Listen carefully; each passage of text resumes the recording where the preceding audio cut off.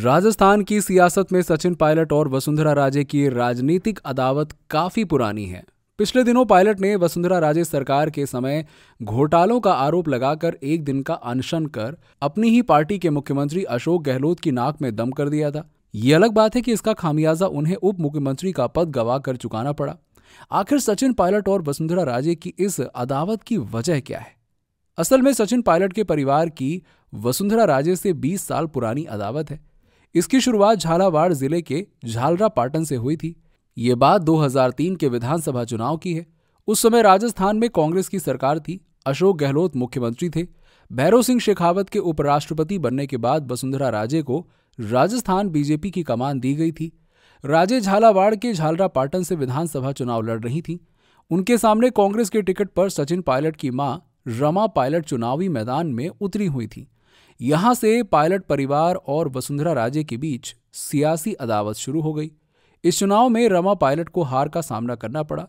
वसुंधरा राजे चुनाव जीती, राजस्थान की मुख्यमंत्री बनी। साल 2004 के लोकसभा चुनाव में सचिन पायलट को कांग्रेस ने दौसा लोकसभा सीट से चुनावी मैदान में उतारा। सचिन पायलट जीतकर संसद पहुंचे। 2009 में पार्टी ने अजमेर से पायलट को टिकट दिया। यहां से जीतकर भी संसद पहुंचे। मनमोहन सिंह सरकार में सचिन पायलट मंत्री भी रहे।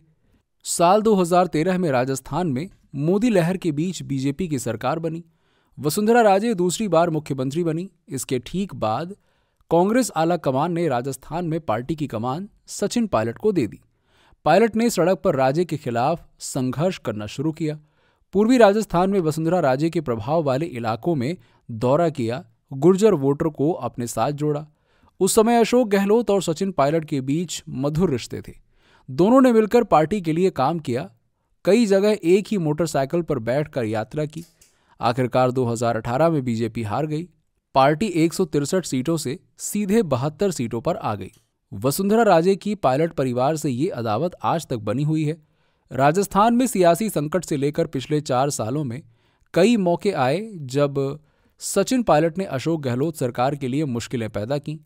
सियासी गलियारों में ऐसी चर्चाएं हैं कि वसुंधरा राजे ने पायलट को कामयाब नहीं होने दिया। लेकिन चर्चाएं तो ये भी हैं कि राजस्थान में गुर्जर समाज में सचिन पायलट की लोकप्रियता के कारण ही बीजेपी वसुंधरा राजे को सीएम फेस के तौर पे पेश करने में कतराती रही। अब चूंकि बीजेपी ने पायलट के खिलाफ चौतरफा घेराबंदी कर ली है, तो वसुंधरा को लेकर बीजेपी आला कमान का रवैया भी बदल गया है। वसुंधरा अब धीरे धीरे आधिकारिक तौर पर ही सही बीजेपी सीएम के रूप में अपनी जमीन पुख्ता कर चुकी हैं।